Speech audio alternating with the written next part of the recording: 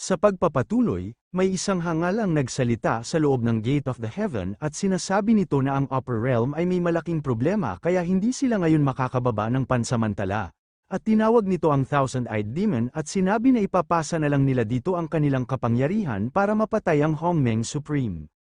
Sa kabilang banda naman ay pinagtawanan nito ng ating bida sa pagsasabing may malaking problema ang Upper Realm, at mayabang na sinabi kay Handon at si Yuan na nasa loob ng Gate of the Heaven, na nangangamba lang ito na mga bumaba sa kadahilanang natatakot ang mga ito na mapatay niya ang isa sa kanila bago pa nila siya magawang mapatay.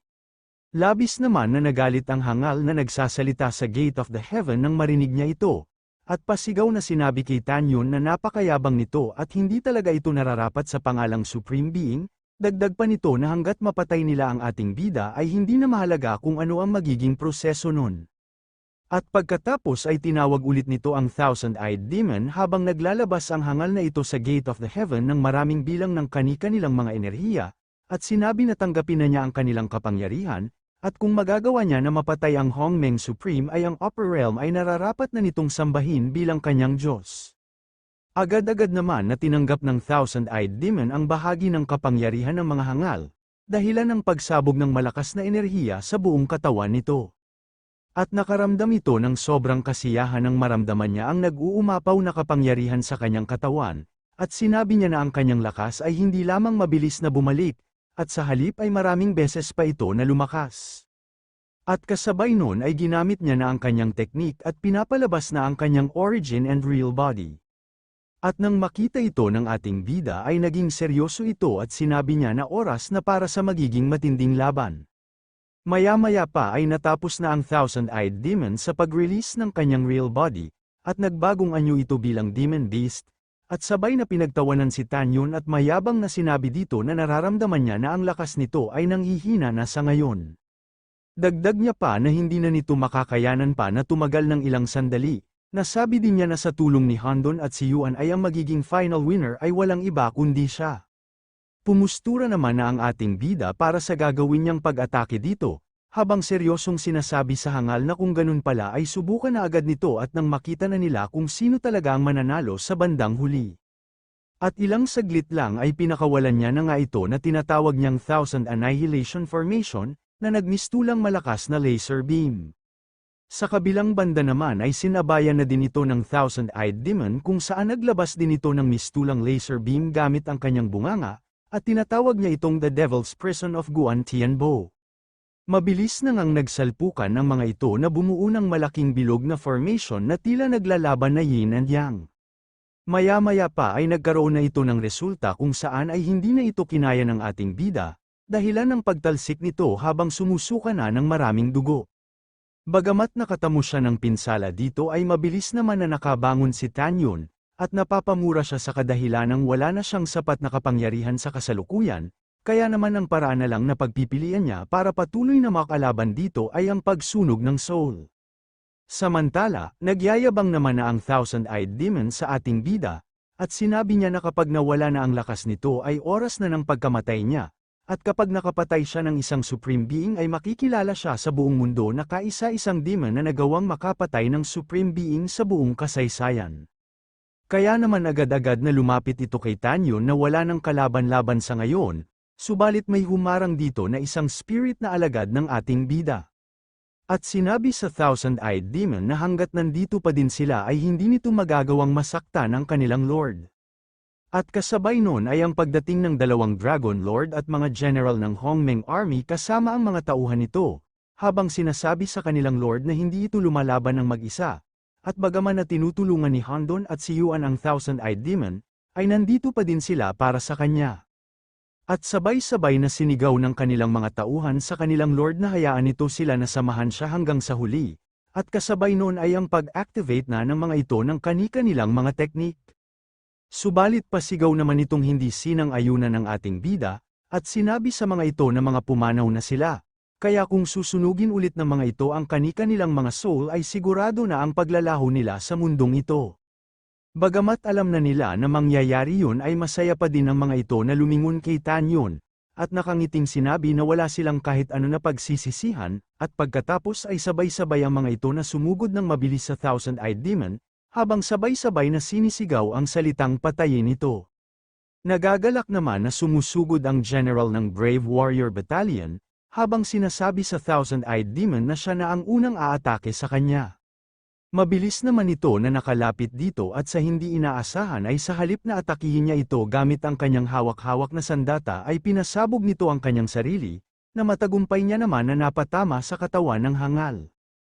Kaya naman napapamura na lang ang Thousand-Eyed Demon sa ginawa ng general ng Brave Battalion at sinasabi na kung nababaliw na ba ito dahil hindi lang nito sinunog ang soul nito, bagkus ay pinasabog pa ang kanyang sarili para lang magawa nito na mapinsala siya. Sarkastiko namang naiinis ang general ng Spear Battalion sa unang pag-atake nito, at masayang sinabi na hindi lang ito ang may kakayahan na magawang magpasikat. At sabay na gumamit ng isang teknik na tinatawag niyang Sharp Spear Camp. The spear cracks the sky, na bumuo ng malaking formation na nagmistulan silang lahat na isang malaking sibat. At sabay-sabay na nga itong sumugod sa Thousand-Eyed Demon, na matagumpay din naman nilang napatama dito, na dahilan ng matinding pagdudugo ng ilang bahagi ng katawan ng hangal na ito. Hindi pa naman nila tuluyang nagawang mapatay ang Thousand-Eyed Demon, subalit makikita ang natamo nitong matinding pinsala kung saan nagkaroon ito ng dalawang malaking butas sa kanyang katawan, kaya naman napapasabi na lang ang hangal na ito na nababaliw na talaga ang lahat ng ito. At dahil sa malubhanan niya na natatamong pinsala at sa dami na ng kanyang makakalaban, ay nanghingi na ulit ito ng tulong sa dalawang hangal na si Handon at si Siyuan, at sinasabi niya na bilisan ng mga ito sa pagpapatuloy ng pagbibigay sa kanya ng kanilang lakas. Hindi naman tumanggi ang mga hangal na ito, at agad na naglabas sa Gate of the Heaven ng ilang bahagi ng kani-kanilang mga kapangyarihan. At nang makita ito ng general ng army ng Ruji Battalion ay agad niyang sinabihan ang kanyang mga tauhan na sumunod sa kanya at pigilan ang Gate of the Heaven. Kaya naman sabay-sabay na mabilis na nagtungo ang mga ito sa Gate of the Heaven, at nang makalapit na nga ito ay sabay-sabay nilang pinasabog ang kani-kanilang mga kaluluwa sa mismong gate nito. Na nagdulot ng pagkakaroon ng mga crack ng Gate of the Heaven at ng pansamantalang pagsara nito. Kaya naman labis na nagalit ang mga hangal na nasa loob, at sinasabi na ang lakas ng loob ng mga langgam lang na kagaya nila na pigilan sila. At pagkatapos ay inutusan niya ang Thousand-Eyed Demon na pigilan muna ang mga pag-atake ng mga ito hanggang sa mabuksan niya na ulit ang Gate of the Heaven. Hindi naman ito pinayagan ng mga alagad ng ating bida, kaya naman sabay-sabay na ang mga ito na mabilis na patungo sa Gate of the Heaven.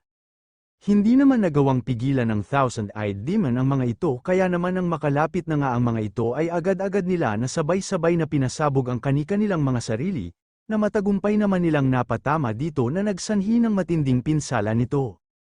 Kaya naman napapamura na lang ang mga hangal na nasa loob nito, at sinabi niya na ang Gate of the Heaven ay masyado nang nakatamo ng matinding pinsala, kaya naman nagpasya na lang ang mga ito na umatras na, at bago pa makaalis ang mga hangal na ito ay sinabihan nito ang Thousand-Eyed Demon na kapag napatay nito ang Hongming Supreme ay ang kanilang pangako ay tutupadin pa din nila. At pagkatapos ay mabilis na nga itong naglaho at naiwan na lang ang bakas ng enerhiya ng Gate of the Heaven. Kung nakarating ka na sa part na ito, ay sigurado akong nagustuhan mo ang ating kwento, nagsisimula pa lang ang ating YouTube channel, kaya naman hinihiling ko sa iyo na huwag mag-skip ng ads dahil malaking tulong na ito sa ating channel, at kung gusto mo naman magbigay ng malalim na suporta ay i-click mo lang ang super thanks dyan sa ibaba, para ganahan ang hangal na ito. Maraming salamat mga Emperor. Sa kabilang banda ay minumura naman na ng Thousand-Eyed Demon si Handon at si Siyuan sa pag-iwan ng mga ito sa kanya, at sa isip-isip niya na kung magpapatuloy pa siya na makipaglaban sa mga ito ay mauuna siya na mamamatay bago niya pa mapatay ang Hongming Supreme, kaya naman kailangan na niya na mag-isip ng paraan para makatakas sa lugar na ito. Samantala, tinawag ng ating bida ang Brave Warrior Marquis, Divine Spear Marquis, Life Breaker Marquis, Blood Drinker Marquis, Dragon Warrior Marquis, at emosyonal na sinabi niya sa mga ito na pinakadakilang karangalan niya ang makasama ang mga ito na lumaban sa Battle of the Heavens. Lumapit naman sa kanya si Wu Shuanghao at nakangiting sinabi nito na hindi pa ito ang oras para magdalamhati dahil ang kalaban ay hindi pa tuluyang namamatay at ang labanan ay hindi pa natatapos.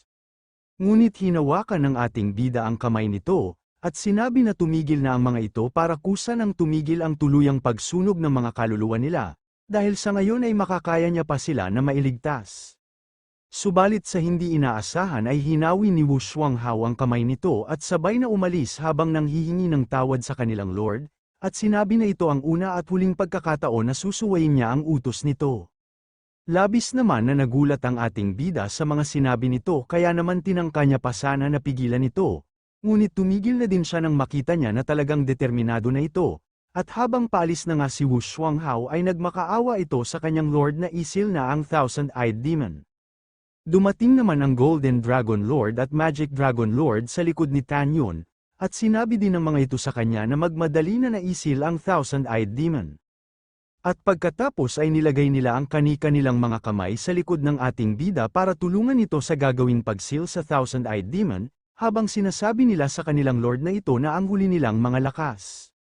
Wala naman ang nagawa si Tan Yun kundi sundin na lang ang mga gusto nito. Kaya naman sinimulan na niya ang teknik na gagamitin sa pagsil sa hangal na Thousand-Eyed Demon, habang tinutulungan siya ng kanyang dalawang alagad na Dragon Lord.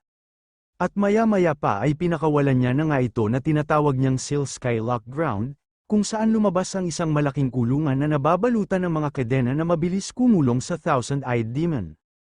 At nang mapagtanto na ng hangal ang ginawang pagsil sa kanya, ay nagmakaawa na ito sa ating bida at sinasabi na hindi niya na ito tatangkaing patayin basta pakawalan lang siya nito. Hindi naman na ito binigyang pansin ng ating bida, bagkus ay nilabas niya na ang kanyang espada na huling kailangan para tuluyang mapatay na ito. At ilang saglit lang ay ibinato niya na nga ito patungo sa Thousand-Eyed Demon, na kung saan nagdulot ito ng napakalaking pagsabog ng tumama na ito.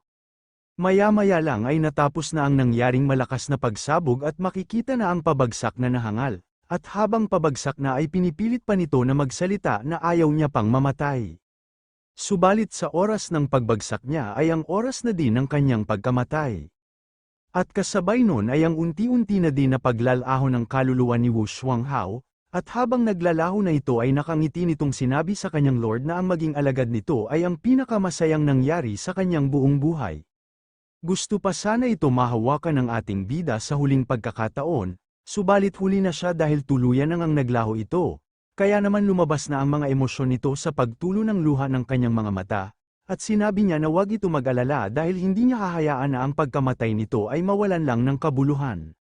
Nagsaad naman ng Magic Dragon Lord kay Tan Yun na huwag nito hayaan na mawasak ang kanyang puso dahil lang sa kanila.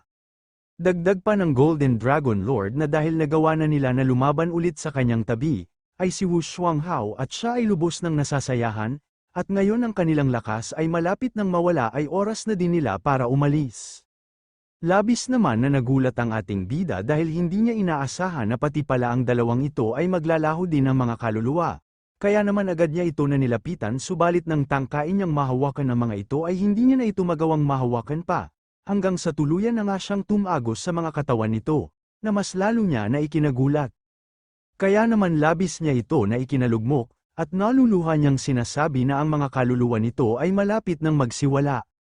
Nagsaad naman ang Golden Dragon Lord na hindi niya na ito magagawang masamahan pa sa paglaban sa Battle of the Heaven, kaya nang hihingi siya ng tawad sa kanyang maagang pag-alis.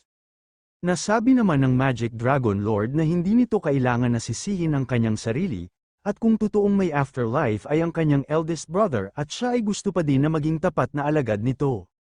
Hindi naman ito tinanggap ng ating bida at nagsimula na ito na pumustura, habang sinasabi niya sa dalawang ito na hindi niya hahayaan na mamatay ang mga ito, dagdag niya pa na si Wu Shuang at iba pa ay tuluyan ng mga namatay, at ang malala pa ay nasunog ang mga kaluluwa nila kaya wala na siyang paraan para maligtas niya ang mga ito. Subalit silang dalawa ay maghihintay pa lang na gumuho ang kanilang mga kaluluwa, at mayroon pa silang natitirang pag-asa, kaya kahit gawin niya pa ang lahat-lahat ay hindi niya hahayaan na tuluyang maglaho ang mga kaluluwa nito. At pagkatapos niya sabihin yun ay pinakawalan niya na nga ang kanyang teknik patungo kay Golden Dragon Lord at Magic Dragon Lord, at tinatawag niya ito na Reincarnated Wheel. At matapos ay matagumpay niya naman ito na nagawa kung saan binalutan ng malakas na barrier ang mga kaluluwa nito. Samantala, sa lugar kung saan nakahandusay ang bangkay ng Thousand-Eyed Demon, ay may hindi pa kilalang tao ang nakatayo sa tabi nito na unti-unting inaabsorb ang mga dugo nito. At ito pala ay ang hangal na si Wang Futong na hindi pala talaga tuluyang napatay ng ating bida, At nagagalak ito na nagpapasalamat sa bangkay ng Thousand-Eyed Demon sa kadahilanang dahil dito ay nagawa niyang maligtas ang bakas ng kanyang kaluluwa at nagawang makaligtas. Dagdag niya pa na sino ang mag-aakala na mamatay lang ito sa kamay ng ating bida. Nasabi din niya habang patuloy pa din na inaabsorb ang natitirang mga dugo nito, na ngayon ay malapit nang mawala ang kapangyarihan ni Tanyon, ay magagawa niya ng mapatay ito para sa kanyang paghihiganti. Dahil pagkatapos niya na makuha ang laman at dugo ng Thousand-Eyed Demon ay magagawa na niya na muling maayos ang kanyang demon body, at mayabang pang sinabi sa bangkay ng Thousand-Eyed Demon na ang paglaban nito ay walang kakwenta-kwenta, dahil siya talaga ang totoong nanalo sa bandang huli. Mabilis na lumipas ang mga oras at sa lugar ng Square of the Gods Palace, ay nasa loob nito ang ating bida at nasa isa niyang kamay ang mga kaluluwa ng Golden Dragon Lord at Magic Dragon Lord. At sinasabi niya na kahit napagod siya ng sobra ay sa wakas nagawa niyang mailigtas ang butil ng kaluluwa ni Xiao Jin at Xiao He, dagdag niya pa na hindi din magtatagal ay makakahanap na siya ng angkop na oportunidad para buhayin na ang mga ito. Napahinto naman sa pagsasalita si Tanyon nang maramdaman niya na naggagalawan ang mga bato na malapit sa kanya, na parang may isang nilalang na pinipilit na lumabas dito. At ito pala ay ang Demon Ape na nagtago dahil sa nangyaring mga digmaan. At pagkalabas nito ay ang tanong nito agad sa ating bida na kung tapos na ba ang labanan, dagdag niya pa na sobra talaga siyang natakot. Pinuri naman ito ni Tanyon sa pagiging matalino nito dahil hindi man lang ito naapektuhan ng mga nangyaring malalakas na atake, nasabi din niya na dahil apprentice naman ito ng Golden Dragon Lord at Magic Dragon Lord, ay bakit hindi na lang ito sumama sa kanya simula ngayon, at tinanong niya ito kung pumapayag ba ito. Masaya naman itong sinang-ayunan ng Demon Ape at sabay na lumuhod ito sa ating bida, habang sinasabi niya na si Tanyon ang master ng kanyang dalawang master, kaya simula ngayon ay master niya na din ito. Dagdag niya pa na ang little monkey na kagaya niya ay pumapayag na sumama at sumunod sa kanya. Nagalak naman dito ang ating bida at kasabay noon ay kinumpas niya ang kanyang isang daliri, habang sinasabi niya dito na ibabalik niya na ito sa totoo nitong laki. Na mabilis naman tumama dito at agad na pumalibot ang enerhiya na ito sa kanyang buong katawan, at nang maramdaman niya ito ay hindi niya maiwasang mapangiti, dahil sa wakas ay hindi lang babalik ang kanyang laki kundi babalik na din ang kanyang totoong lakas. At ilang sandali lang ay bumalik na nga ito sa kanyang totoong anyo, na dahilan ng pagtatatalo nito sa tuwa. Tinuro naman dito ng ating bida ang kinaroroonan ng bangkay ng Thousand-Eyed Demon, at sinabi niya na kahit patay na ito ay ang naiwan nito na bangkay ay isang malaking kayamanan, at pagkatapos ay inutusan niya ito na kuhanin nito ang laman at ang armor nito, at magagamit niya ito sa paggawa ng pills at armor para sa Demon Ape sa hinaharap. Masaya namang nagpasalamat dito ang Demon Ape, at nagpaalam na kay Tanyon na aalis na siya, at agad na nagmadali ito para mabilis na puntahan ito. Dito na muna matatapos ang ating episode. At kung gusto mong subaybayan ang ating kwento ay mag-subscribe ka na at pindutin ang notification bell para updated ka sa pag-upload natin everyday. Maraming salamat mga Emperor!